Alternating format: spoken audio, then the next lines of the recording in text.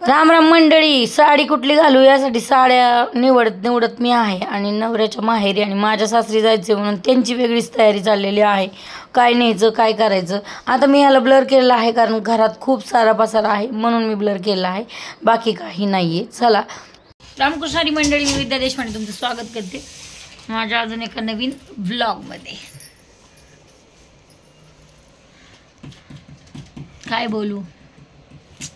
काय बोलू सांगा, काय बोलायसारखं नाही. आज लय लवकर उठले मी आज, त्यामुळे मला लय झोप आली. पण आता गावाला जायचं आहे आम्हाला, त्यामुळे तयारी तर केलीच पाहिजे ना. खरं तर मी थकल्यासारखी झाली खूप. साडी ही घालू का ती घालू, ही घालू का ती घालू असं झाले. तसं तर माझा विचार होता ही साडी घालावी, पण असं झालं की या साडीचा निळा कलर आहे ना, बघूयात.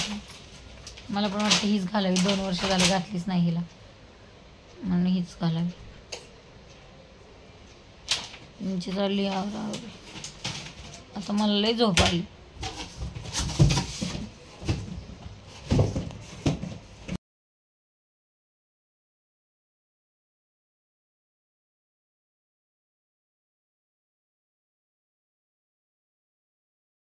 आम्ही निघालेलो आहोत गावाला जायला. तयारी झाली आमची आणि आम्ही गाडीमध्ये बसलेलो आहोत. खरं सांगायचं म्हटलं ना तर पुढे गेल्यावर इतक्या साऱ्या अडचणी येतील असं कधीही वाटलं नव्हतं.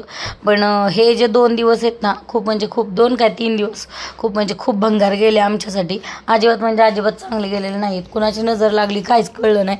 पण असं झालं की कुणाची तरी नजरच लागली. मला तर विश्वास आहे बाबा, आता तुमचं आहे का नाही मला माहीत नाही. त्यानंतर साखरगाठी घेतली. आता गावाला आमच्या सासऱ्यांनी आणली होती, पण तरीही यांनी काय ऐके ना घे म्हणून मग साखरगाठी अर्धा किलो घेतली. आता शिवम नको म्हणत होता कारण ते कोणीही खात नाही, पण मला मात्र प्रचंड आवडती. मग साखरघाटीमध्ये 2-3 कलर असतात. जी पिवळी पिवळी जास्त झालेली असती ती गेल्या वर्षीची असते, ती कधी घ्यायची नाही. एकदम शुभ्र पांढरी असते ती घ्यायची, म्हणजे ती या वर्षीची असती. ही चवदारही लागते आणि छान असते. आता मी तर थोडीशी खाऊन बघितलीच. आता मोह काय आवरत नाही. बरोबर आहे, गोड नाही खायला पाहिजे जास्त. कुणीही झालं तरी खायला नाही पाहिजे गोड जास्त, पण मला मोह आवरला नाही म्हणून मी खाऊन घेतली. त्यानंतर साखरगाठी घेतल्याच्या नंतर कुठं जायचं म्हटलं तर ह्या बाईला पाणी पाजायला तर पाहिजेच. आता ना खरं तुम्हाला सांगू, इथं ना मला तर प्रचंड राग आला यांचा. मला जायचं होतं माझं म्हणजे विकी टेंगळे जो आहे ना त्याच्याकडे जायचं होतं, पण ह्यांनी मला काही तिकडं जाऊ दिलं नाही. आता तिकडं जायला ज्यांच्या घरी आम्हाला जायचं होतं, माझ्या नंदेच्या घरी, त्यांचं 4 वाजता काम होणार होतं. मग मी म्हटलं की आपण त्यांना 4 वाजणार आहेत ना, तर तोपर्यंत आपण तास दीड तास विकीकडे जाऊन येऊयात, म्हणजे त्याची भेट होईल आणि मग तोपर्यंत ह्यांचंही काम होईल. पण ह्यांनी काय ऐकलं नाही. यांनी मधीच असा खेळ केला म्हणजे यांनी टेप दुरुस्त करायचं ठरवलं. गेल्या वर्षी रामनवमीला जाताना खूप आवाज वाढवला म्हणून टेप खराब झालेला होता. कुठून गेले लोक, मला मी देतच राहिले. तो रामलेलो आहे नंदेच्या घरी. मोबाईलला काय झालं माहिती आहे का, जर माझा मोबाईल थोडी मिस करतो. त्यांच्याकडले गुरबीर आहेत, जनावर, गाई, शेळी.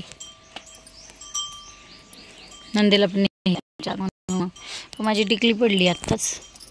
टिकली काय अजून लावली नाही. आता हे ती पण लागत नाही लावली द्यायचं कोण. इकडे आहे का, हां आलं तरी माझ्या नाही ओळखीचं. पण जातो कारण हे त्या मी जाते काय म्हणते ते खरबुजाच्या रानात बसले होते. जरा सावलीला मला लागली तहान लय. शिवमचा फोन आला, मी तरच खायला येऊ.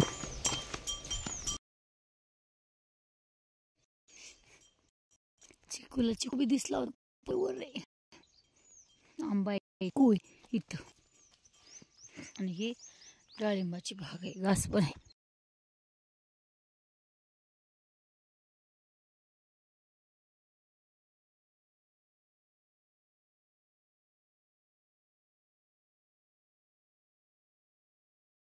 मला तिथं तर काही नेलं नाही, डायरेक्ट बहिणीच्या घरी इथं आणलं. आणि इथं गेल्यानंतर ना त्यांनी खरबूज खाल्लं, म्हणजे गरम गरम जे खरबूज आहे ना ते शिवमनी खाल्लं, यांनी खाल्लं आणि मी अगदी थोडंसं खाल्लं. पण माझं इंटेस्टाईन इतका मजबूत आहे की मी शक्यतो माझं पोटाचे आजार मला काही होत नाहीत, पण ह्यांनी खरबूज जे खाल्लं, जे हे आजारी पडले हे विचारायचंच नाही. म्हणजे गरम खरबूजमुळे झालं की काय झालं मला कळलं नाही. पण आम्ही पाणी तर घरून जाताना घरूनच पाणी नेतो, बाहेरचं पाणी मी अजिबात म्हणजे अजिबात पित नाही, कुणीही पित नाही आम्ही तिघंही. तरी त्यांचा म्हणजे त्यांनी खूप आजारी पडले आणि मग नंतर ना दवाखान्यातच जावं लागलं. तर मला तर असं वाटतं की कोणी बायकोला दुखवू नये, बायकोला दुखवलं की असं होतं. गाडीत जागा नाही अजिबात, त्या बरण्यांमध्येच दिवस मावळला दिवस. तर आता आपण कुठं चाललोय म्हणून? वाडीला. वाडीला काय होणार आहे म्हणून? पाऊस पडणार आहे म्हणून म्हणते, उन्हाळ्यात पाऊस पडणार आहे. आमच्या नंदेला घेऊन आम्ही आता चाललेलो आहोत आमच्या माझ्या सासरी यांच्या माहेर. तर सकाळ आम्ही आलो होतो 3:30 वाजता. आता किती वाजले जायला? 6 वाजले ना, 6:15 झाले दिवस मावळ. 6 आता सिद्धटेक इथं जवळ आहे, पण आता काय माहित सिद्धटेकला राणीचं पोरग यांना ड्रायव्हर म्हणत, ड्रायव्हर मामा. विद्या काकी ज्ञानोची शाळा जवळ आली आहे बघा. ही ज्ञानो शाळा आहे ज्ञानोची? नाही, ही नाहीये, पुढे आहे ज्ञानोची शाळा. विद्या काकी आपण सिद्धे टेकला जाणार आहे का दर्शन घ्यायला? काय माहित, पोट दुखत आहे. इथं माऊली एरोप्लेन बनवून खेळतोय. इथं विद्या काकी आहेत, आम्ही वाडीला जाणार आहे आता. ही ज्ञानोला असतीये व्हिडिओ शूट मध्ये. आता ही विद्या काकी या त्या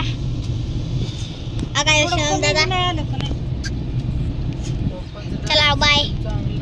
मला इतका राग आला होता ना की त्यांनी मला म्हणजे तिकडं जाऊ दिलं नाही मला, आणि तेही स्वतः आले ना, त्यामुळे मला फार राग आला होता.